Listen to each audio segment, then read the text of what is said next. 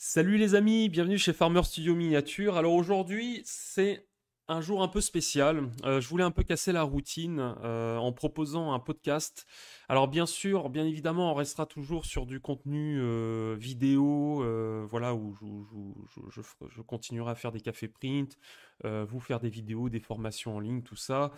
Et de temps à autre, pour casser la routine, je vais faire des podcasts sur des sujets où bon, il n'y a pas vraiment besoin de vous montrer où il y a pas besoin qu'on voit ma gueule entre guillemets, et aussi de vous montrer des figurines ou des choses comme ça. Donc voilà, ça sera des thèmes qui seront adaptables pour le podcast et qui vous permettront vous aussi de l'écouter si vous travaillez ou pendant que vous conduisez ou je sais pas pendant le sport. Enfin pas pendant que vous conduisez parce que c'est quand même c'est dangereux, mais voilà, quand vous faites une tâche, quelque chose en particulier, ça vous permettra de l'écouter tranquillement ou chez vous, posé, voilà. Donc voilà, donc aujourd'hui, alors oui, et surtout voilà, c'est mon premier podcast, donc je vous demanderai d'être indulgent avec moi, donc désolé par avance si je bafouille, si je fais des erreurs ou je dis des conneries. Voilà, c'est du direct. Enfin, du direct, c'est pas du direct, mais voilà, je fais ce podcast en un seul trait. Voilà, le seul montage que je vais faire, c'est juste couper avant et à la fin. Mais voilà, tout ce que je vous dis là, c'est authentique. Il n'y a pas de mixage ou je sais pas quoi. Donc c'est voilà, je vous prierai de me pardonner à l'avance. Alors le thème d'aujourd'hui, c'est quoi? Alors j'ai appelé ça impression 3D et contrefaçon parce que pour moi c'est un sujet, la contrefaçon c'est un sujet qui n'est pas assez abordé, exploré, et malheureusement, il y a beaucoup de zones grises, d'incompréhension, comment je pourrais dire ça? Voilà, enfin, enfin, il y a aussi des abus, quoi, clairement, on peut le dire. Et même sans le savoir, vous pouvez vous foutre dans la merde en pensant bien faire. Donc, c'est très important de connaître les règles, quelle est la frontière à ne pas dépasser. Donc, on va discuter de tout ça ensemble. Avec des exemples aussi, puisqu'il y a eu des personnes. Bon, je citerai pas les noms pour pas pour pas, on va dire, leur ajouter des difficultés en plus, mais il y a eu des personnes, des imprimeurs, notamment des sculpteurs qui malheureusement ont été poursuivis ou qui ont reçu des mises en demeure parce qu'ils ont fait des copies. Mais tout ça, voilà, je vous expliquerai tout ça en détail. Alors, avant toute chose, qu'est-ce que c'est que la contrefaçon? Donc, ah oui, alors avant, pardon, je passe du coq à l'âne. Alors effectivement, ça fait plusieurs années que j'imprime. Voilà, donc j'ai commencé, alors juste pour vous situer un peu qui je suis, j'ai commencé avec ma première machine, c'était une Sonic Frozen Mini 4K. Donc c'était, je crois, la deuxième machine de Frozen. La première machine, c'était une Sonic Mini, ça s'appelait, je crois, de mémoire, avec une cloche rouge.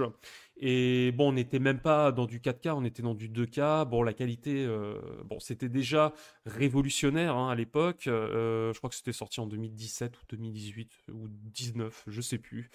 Mais bon, la qualité était en 2K, je crois. Enfin bon, c'était pas terrible, terrible. Et après, il y a eu cette mini 4K, donc j'ai eu cette chance de l'acquérir. Donc malheureusement, elle ne se vend plus. Moi, je l'ai gardée en plus en excellent état, hein, bien sûr. Je l'ai gardée en pièce de collection. Voilà, on sait pas, je sais pas. J'ai voulu la vendre un moment, mais finalement j'ai préféré la garder. Et en plus, la qualité, franchement, est superbe pour une machine deuxième génération. En 2K, je trouve que la qualité est top. Enfin bon, je m'écarte un peu du sujet. Je sais plus pourquoi je parlais de ça. Oui, voilà, c'était pour vous situer un peu qui je suis. Donc moi, j'ai commencé à imprimer dans un garage. Hein. C'était un peu la galère. J'ai essuyé tous les échecs, les problèmes, les gaspillages, les dépenses inutiles, les trucs comme ça. Donc j'ai roulé ma bosse et en tant qu'autodidacte, voilà, ça maintenant je roule tranquillement et mes impressions 3D se passent super bien. Et ensuite, bien sûr, j'ai eu aussi une autre vie. Voilà, après, je peux pas tout vous raconter parce que ça prendrait des heures. J'ai eu 1000 vies, 1000 métiers, enfin pas 1000 métiers, mais j'ai fait à peu près tout. Et notamment, je travaille et j'ai travaillé dans le milieu artistique. Donc, j'ai bien exploré déjà en 2012. Alors, je suis désolé, je bois en même temps mon café, même si c'est pas le jour du café print. Désolé. Donc voilà, donc je disais, donc j'ai bien exploré le sujet de tout ce qui était propriété intellectuelle, plagiat, contrefaçon, tout ça. Donc j'ai, on va dire, des bonnes bases. Et en plus, bon, bah, j'ai des amis, des contacts qui, eux, sont professionnels, qui sont avocats ou juristes dans le domaine artistique ou audiovisuel. Alors bien sûr, ce que je vous dis là, alors moi-même, je ne suis pas, voilà, je suis franc avec vous, je ne suis pas avocat, je ne suis pas juriste. J'ai des connaissances à titre personnel, une certaine expérience, mais je ne suis pas avocat. Donc tout ce que je vous dis là, c'est juste un témoignage, mon expérience. Voilà, donc faut pas, ça ne remplace pas la vie. Bon, je précise à chaque fois ça parce que bon, c'est important de le dire. Bien sûr, ça ne remplace pas la vie d'un avocat. Donc si vous avez des questions, des problèmes à ce sujet, bien évidemment, il faut consulter un avocat ou un professionnel en la matière. Voilà, tout ce que je vous dis là, c'est juste à titre informatif et à titre préventif. Alors, si on se joint, alors qu'est-ce que ça veut dire la contrefaçon? Donc, la définition de la contrefaçon, c'est une imitation frauduleuse. Alors, ça peut être bien sûr une imitation partielle ou une imitation intégrale, parce que on peut bien sûr reproduire à l'identique quelque chose illégalement, mais aussi en partie. C'est pas, ça veut pas forcément dire à l'identique à 100%. Ça peut être un détail, ça peut être un truc, ça peut être aussi un concept, ça peut être un dessin, ça peut être un objet, ça peut être une marque, un vêtement, des écritures, un scénario, des histoires. Donc ça, c'est assez vaste et il faut surtout faire très attention parce que en France, nous sommes l'un des pays où les auteurs et la propriété intellectuelle est le mieux protégé au monde. Par rapport aux autres pays. Donc il faut faire très attention, surtout que dans ce domaine-là, c'est très procédurier. Moi-même, bah, moi je le suis aussi, hein. Enfin je le suis quand on, voilà, quand on comment je pourrais dire ça?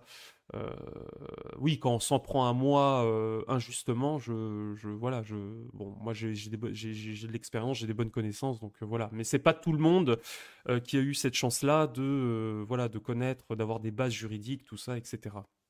De toute façon, je vous donnerai des astuces, des conseils pour mieux vous protéger. C'est très important.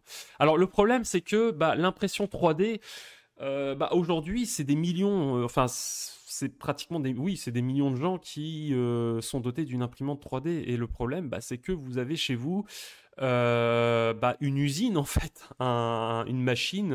Vous pouvez avoir un magasin de jouets à domicile, vous pouvez avoir une usine à outils chez vous. Enfin, vous pouvez tout faire quasiment avec une imprimante 3D. Vous pouvez faire des outils, vous pouvez faire des figurines, vous pouvez faire des objets, vous pouvez faire de l'artistique de l'utilitaire. Enfin, c'est super vaste. Et en plus, vous pouvez utiliser enfin, toutes les différentes résines avec des propriétés différentes de la résine imitation ivoire, de la résine ultra résistante, ce qu'on appelle la résine ABS, résine transparente, de couleur, de la résine pour l'ingénierie, notamment, bah, là, j'ai fait cette vidéo dans le Café Print, qui est la Jang E ingénierie art, qui est super en fait. C'est dingue parce que souvent quand... Bon, je m'écarte un peu du sujet, mais quand on prend de la résine à type ABS, bon, bah, malheureusement, bah, la viscosité, l'épaisseur de la résine est plus épaisse. Donc du coup, on va perdre un peu en détail. Ce qui est bien avec celle-là, c'est que vous l'avez en la même couleur en Nebular Grey. Et le détail est juste bah, est identique et en plus c'est super résistant. Avec ça, vous pouvez faire des marteaux, vous pouvez faire des pièces de mécanique et aussi des objets artistiques et des prototypes. Donc vous gardez la précision, mais en même temps c'est super solide. Bon, après je m'écarte un peu du sujet encore, désolé. Il y a plein de choses à dire. Je bois juste une petite gorgée de café. Ah, voilà, désolé. Et enfin, c'est même pas du café, c'est de la chicorée. Bon, voilà. Donc, quoi dire? Donc voilà, faut pas oublier que chez vous, vous pouvez tout faire en fait, et vous pouvez tout reproduire et tout imiter. Donc faut faire très attention à ça. Pourquoi je fais cette vidéo? Parce qu'il y a beaucoup de contrefaçons. Faut pas hésiter à le dire. Alors bien sûr, il y a différentes manières, différentes étapes pour tomber dans ce qu'on appelle la contrefaçon. C'est pas voilà. Le problème, c'est qu'il faut faire très attention, surtout pour vous Alors, si vous voulez faire bien sûr si vous faites de l'impression 3D à titre de hobby, c'est-à-dire à titre personnel, voilà, pour faire vos figurines à vous, les peindre ou faire, enfin juste pour pas en faire un business ni un commerce, bon, ça reste encore tolérable et encore faut faire très attention à ne pas, voilà, comment je pourrais dire ça? Euh, Faire de la pub dessus ou enfin bon après c'est pas le but de faire ça mais bon vous comprendrez pourquoi après.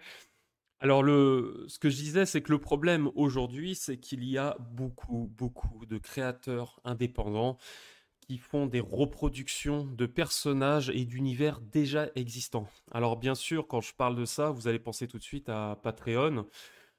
Après, il y a aussi My Mini Factory, où il y a plein de créateurs qui refont des personnages, par exemple d'Harry Potter, Star Wars, Alien, notamment la saga Alien, Robocop, les films des années 90, Dragon Ball Z, tout ça.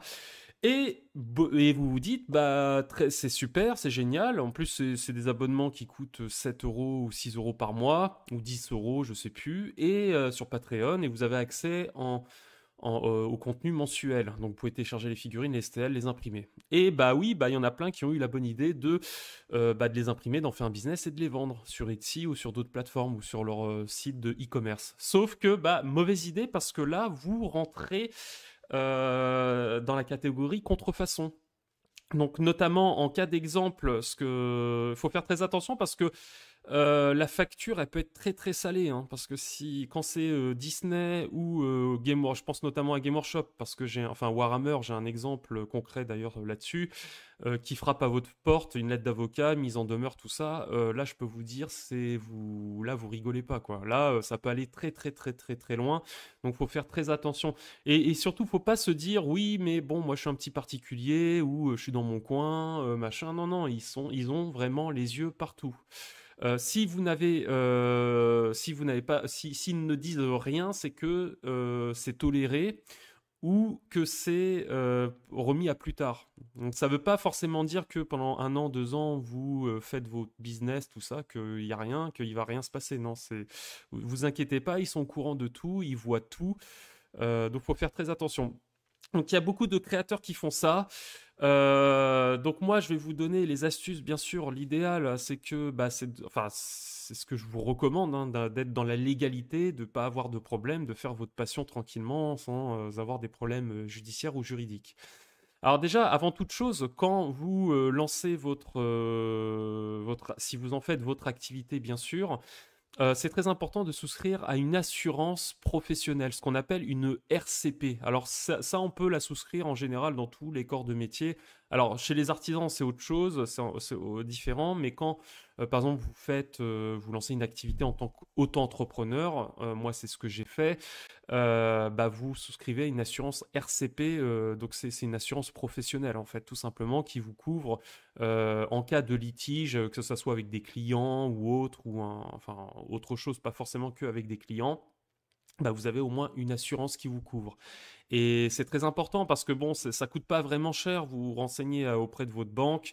Je crois que c'est 6 euros par mois, 7 euros par mois. Et vous avez une assurance juridique qui vous couvre en cas de poursuite judiciaire, enfin en cas de litige, quoi. Voilà, tout simplement. Donc déjà, vous protégez, déjà ne pas vous embarquer dans une activité d'impression 3D sans avoir d'assurance, tout ça. Mais bon, ça sera le sujet d'une autre vidéo que je ferai, et aussi parce que je vais sortir aussi des nouvelles formations où je vous apprendrai à lancer votre activité, que ça soit en matière juridique, en matière structure, administrative, site internet, tout ça. Enfin bon, ça c'est encore un autre sujet, je vais pas m'éterniser là-dessus. Donc voilà, déjà première chose, souscrivez à une assurance, ça coûte pas très cher. Voilà, après si vous voulez pas en faire votre activité, que c'est juste pour le plaisir, à titre personnel, bon, c'est pas la peine. Voilà. Ensuite, donc si vous voulez justement imprimer des créations de créateurs d'indépendants, il faut faire attention à ce que eux ne fassent pas de la contrefaçon. Donc comment vérifier ça? Bah déjà, bon, c'est sûr que c'est pas tout le monde qui connaît tous les films ou tous les univers d'aujourd'hui. Donc il se peut que vous allez voir, voilà, un artiste qui va sculpter des fichiers STL, des personnages qui ressemblent à des orques, enfin des orques ou des magiciens. Vous allez, ah bah c'est cool, voilà, je vais en faire je vais les imprimer, les vendre. Voilà. Et sauf que plus tard, vous apprenez qu'en fait, il a complètement fait du plagiat sur du Seigneur des Anneaux. Donc, sauf que bon, bah lui, il va avoir des emmerdes, mais vous aussi, vous allez en avoir. Donc voilà, c'est très important de bien cibler vos créateurs. Donc les techniques, tout simplement, déjà dans un premier temps, vous pouvez lui poser la question, lui dire, bah écoutez, si vous avez un doute, déjà renseignez-vous. Alors déjà, évitez bah, déjà tout simplement de souscrire ou de vendre des figurines de créateurs qui copient de façon assumée des personnages qui existent. Notamment, il y a un super créateur que bon, j'aime bien, mais bon, malheureusement, enfin, il est talentueux, il fait des belles figurines, mais malheureusement, il est dans la contrefaçon. Il reproduit des figurines de Alien, je crois, mais enfin, il habite en Asie. Il avait eu déjà un problème avec la production. Je crois que c'était bah, la production du film Dune, le remake. Et encore, il avait même pas, il avait juste fait les images d'illustration. Il avait sculpté les figurines de Dune. Et il avait même pas commencé à vendre ou lancé son abonnement là-dessus. Il avait juste sorti les images d'illustration en preview que 2 jours après, il a reçu une lettre de la Warner, je crois, je sais plus c'est quoi, enfin la société de production du film, qui lui ont fait un rappel à l'ordre, quoi, tu vois. Donc là, ça te... Et pourtant, il est pas ce créateur. Bon, il est dans son domaine, dans sa communauté, il est connu, mais il est pas célèbre. Voilà, c'est pas il n'a pas pignon sur rue. Donc c'est pour ça qu'il faut faire très attention. Donc déjà, quand choisir bien vos créateurs, bien vérifier si les personnages, c'est pas des copies conformes. Alors bien sûr, il y a une marge de tolérance. C'est sûr que on peut pas... comment dire, c'est très compliqué aujourd'hui d'inventer quelque chose de 100% nouveau. On est d'accord, tout a été inventé, tout a été fait. Ça sera toujours une amélioration de quelque chose, mais bien sûr, faut pas que ça soit flagrant, faut pas que ça soit non plus abusé. Bien évidemment, quand vous allez faire des figurines, vous allez vous inspirer de l'univers médiéval, vous allez vous inspirer de l'univers futuriste. Voilà, ça, c'est des univers qui ont déjà été traités, donc il n'y a pas de problème là-dessus. C'est juste que bon, bah, si vous faites un Pikachu et que, enfin, si vous sculptez un personnage qui ressemble ou qui est identique à Pikachu, les mêmes couleurs, les mêmes oreilles, le même nom, bah, c'est sûr que là, vous tombez dans la contrefaçon. Mais si vous recréez, on va dire, un personnage, une créature qui ressemble un peu à Pikachu, bon, ça passe. Voilà, donc, et encore, je vous invite quand même à vous renseigner sur le sujet de façon plus approfondie. Mais bon, il y a une marge quand même de tolérance. Si vous faites un magicien, on va pas vous poursuivre parce que on va pas vous dire bah vous avez fait un Gandalf en fait. Voilà, c'est je veux dire des magiciens, il y en a pas, il y en a dans tous les univers, dans tous les jeux, dans tous les films pratiquement. Donc bon voilà, après faut faire ça de façon intelligente.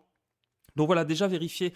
Quand vous voyez un créateur, regardez bien son catalogue, les figurines qu'il fait. Si effectivement vous avez un doute, que vous avez l'impression qu'il copie un univers déjà existant, ne pas hésiter à lui en parler, lui dire écoute, voilà, parce que c'est possible, des fois vous pouvez avoir des créateurs qui ont des autorisations, des licences, ça je vais vous en parler après, puisque bon, bah, moi j'ai des clients qui sont sous licence, enfin bon, c'est un autre sujet.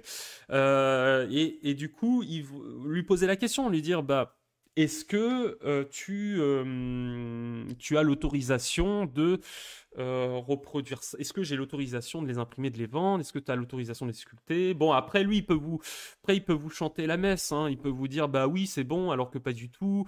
Après, c'est sûr, si vous commencez à lui dire, bah écoute, est-ce que tu as un papier officiel, machin? Bon, le gars, il va... Bon, normalement, s'il n'a rien à se reprocher, il vous le montre. Mais après, encore, c'est des trucs confidentiels. Mais bon, voilà, je m'aventurais pas dans ce genre de choses. Donc, la solution, c'est quoi? Bah, tout simplement de vous orienter vers des créateurs qui ont créé leur univers à eux. Donc, moi, comme client, bah, j'ai plusieurs clients qui sont des professionnels.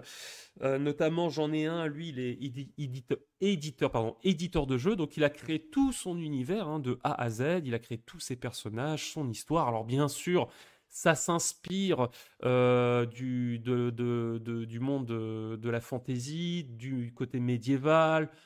Bon, il y a des petits clins d'œil peut-être à Seigneur des Anneaux, mais voilà, parce que bon, il a fait des orques, il a fait des magiciens, des squelettes, donc bon, voilà, après ils sont différents de ce qu'on voit dans Seigneur des Anneaux. Donc il a recréé tout son univers, il en est le seul et unique propriétaire. Donc là c'est bon. Donc moi je lui imprime, voilà, moi je lui imprime à grande échelle, je lui fournis ses figurines, il les vend, voilà. Donc là il n'y a pas de problème. Après j'ai un autre client, bah lui il est sous licence, il a la licence Disney. Il est sous licence Disney, donc il a l'autorisation officielle de reproduire les figurines à l'identique de Star Wars, par exemple, notamment, et de faire des impressions, de les imprimer, de les peindre et de les vendre. Donc là, il n'y a pas de problème. Donc voilà, donc c'est pour ça qu'il faut faire très attention. Et notamment, bah, en contrefaçon, il y en a un qui s'est fait épingler par rapport à ça. Alors, je vais pas citer de nom parce que j'ai pas envie de l'enfoncer et j'espère de tout cœur que bon bah que ça s'est arrangé bien et que bon bah ça sert aussi de leçon. Mais il y avait un créateur qui lui a fait des sculptures, donc il vendait les fichiers STL, donc il sculptait des figurines et il vendait les fichiers directement sur son site e-commerce. Donc moi j'étais tombé sur son site et j'ai fait waouh putain c'est alors moi j'ai tout de suite parce que moi ça fait depuis 2000 les années 2000 que je peins que je fais des j'ai commencé avec les Warhammer à l'époque c'était Game Workshop maintenant ça s'appelle Warhammer donc je connais toutes les figurines de Warhammer voilà que ça soit Battle ou 40 000 à l'époque les Catachans l'armée de Tau les squelettes les vampires euh, les Space Marines, tout ça, je connais sur le bout des doigts. Même aujourd'hui, voilà, je continue encore. Donc, euh, donc voilà, donc je vois des figurines, ils vendent des fichiers STL de figurines de l'univers Warhammer. Je fais waouh, tu sais, j'ai dit ah bah putain c'est super. Premier truc je me suis dit bah c'est cool, il a réussi à obtenir un contrat avec Game Workshop, enfin Warhammer, anciennement Game Workshop, et ou je sais pas, un deal ou un partenariat, je sais pas. Je dis, ah, bah, j'étais content pour lui, tu vois, mais c'était. Et après, bah, malheureusement pour lui, quelques jours après, il fait une vidéo là-dessus où il explique justement qu'il a reçu une mise en demeure de Warhammer pour contrefaçon, tout ça, voilà, et qu'il était étonné, il comprenait pas pourquoi.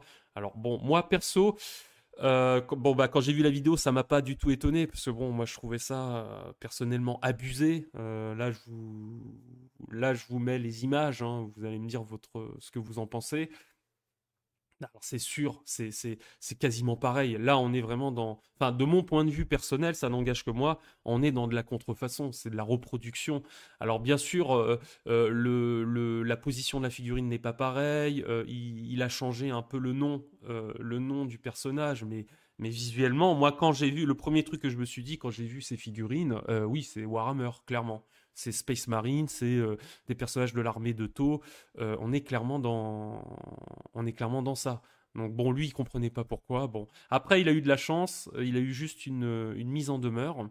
Donc voilà. Bon, j'espère pour lui que ça s'est bien, bien terminé et que voilà, ça sert de leçon. Alors peut-être que lui partait du principe, peut-être que ça partait d'une bonne volonté, qu'il s'est dit bon bah que ça restait dans ce qu'on appelle la zone grise tolérable parce que effectivement il y a cette fameuse zone grise dans le sens que vous pouvez vous inspirer de quelque chose s'il y a vraiment des changements. C'est-à-dire voilà, c'est pas le même nom, la position est différente, le style, c'est si vous ajoutez aussi une touche personnelle. Voilà, c'est ça le plus important. S'il y a votre touche personnelle, que voilà, faut pas que quand on voit le truc, on se dit ah bah c'est ça. Tu vois, faut pas qu'on se dise faut juste qu'on se dise ça c'est inspiré d'eux, c'est différent. Et je sais que de mémoire. Bah quand dans le milieu artistique, quand par exemple il y a un plagiat de scénario, puisque voilà je fais de l'écriture aussi, pour confirmer un plagiat, il faut, en fait, les juges, eux, ce qu'ils vont constater, c'est les points communs, les similitudes. C'est-à-dire qu'il y a, je crois, un quota, un nombre exact total. Dès que vous arrivez à ce nombre de similitudes, vous êtes considéré comme vous êtes dans le plagiat. Donc voilà, c'est les points communs. Par exemple, ça peut être un nom de personnage, ça peut être une scène de film, des paroles, un dialogue, une histoire, un concept. Voilà, donc Après, le problème, c'est que comment dire, c'est très vaste, c'est très compliqué aussi d'un côté parce que vous pouvez tout à fait, bien évidemment, créer quelque chose de bonne foi en étant honnête et sans le savoir, il y a quelqu'un d'autre qui a eu la même idée que vous à l'autre bout de la ville ou à l'autre bout de la terre. Donc là, oui, effectivement, malheureusement, ça arrive. Et là, ce qui va primer, donc, parce que ce qu'on retient souvent dans la contrefaçon, c'est le caractère intentionnel. Est-ce que ça a été volontaire ou est-ce que c'était involontaire? Voilà, il y a ça aussi comme circonstance aggravante. Donc effectivement, quand le caractère intentionnel est écarté, donc que voilà, c'est juste le pas de bol en fait. Il y a deux mecs qui ont eu la même idée aux quatre coins de la France. Là, ce qu'on va prendre en compte, c'est quand cette création a été protégée. Donc c'est aussi un autre point important, c'est protéger aussi vos créations. Si jamais vous lancez dans la sculpture et que vous faites des créations, protégez vos créations puisque vous n'êtes pas à l'abri non seulement d'être copié intentionnellement, mais vous n'êtes pas non plus à l'abri que quelqu'un d'autre ait la même idée que vous. Et ça, malheureusement, on ne peut rien faire contre ça. Donc là, ce qui va primer, c'est la date de dépôt. Qui a déposé, qui a protégé la création en premier. Donc si, par exemple, aujourd'hui, il y a deux personnes qui ont créé, je ne sais pas, le même personnage, et que les deux n'avaient aucun contact entre eux, il y avait aucune connexion, aucune relation entre les deux pour qu'il y en ait un des deux qui ait copié l'autre. Donc à partir de là, ce qu'on va retenir, c'est si toi aujourd'hui tu as protégé ton œuvre et que la deuxième personne qui a eu la même idée l'a protégé le lendemain, tu seras considéré toi comme le créateur, le propriétaire de cette création. Donc c'est ce qu'on va retenir, c'est la date de dépôt. Donc pour déposer, c'est très simple, vous pouvez faire ça en enveloppe solo. Vous avez, alors pour tout ce qui est création audiovisuelle, écriture, vous avez la SACD, mais vous avez aussi un autre service, c'est pour les dépôts électroniques. Je vous mets les liens de toute façon dans la description si vous souhaitez protéger vos œuvres. Non, voilà, il faut faire très attention. C'est vrai que quand on a une imprimante 3D, l'imprimante 3D, c'est un aspect joujou en fait. C'est très séduisant. On va dire, ça peut paraître facile d'utilisation et encore, faut vraiment maîtriser les fondamentaux pour savoir bien imprimer. Ça paraît facile d'accès, on peut imprimer quand on veut, ce qu'on veut, et du coup, on peut vite partir en vrille et faire tout et n'importe quoi. Donc voilà, soyez très vigilants là-dessus. La contrefaçon, c'est répréhensible, hein. Vous pouvez avoir une peine de prison, vous pouvez avoir une lourde amende pour un truc tout con. Donc voilà, ça serait con pour quelques figurines imprimées d'être condamné, d'avoir des ennuis sur plusieurs années, ça vaut pas le coup. Et en plus, j'ai envie de dire, voilà, c'est pas respect pour les créateurs, voilà, c'est pas respectueux, c'est pour tous les créateurs qui se sont sacrifiés, voilà, qui ont fait des sacrifices financiers, qui se sont formés, qui ont mis du temps à faire des figurines, voilà, donc c'est aussi pas respect pour eux. Donc voilà, c'est à peu près tout pour aujourd'hui. Qu'est-ce que j'ai à dire d'autre? Rien de plus. Et je vous dis à très bientôt sur Farmer Studio Miniature.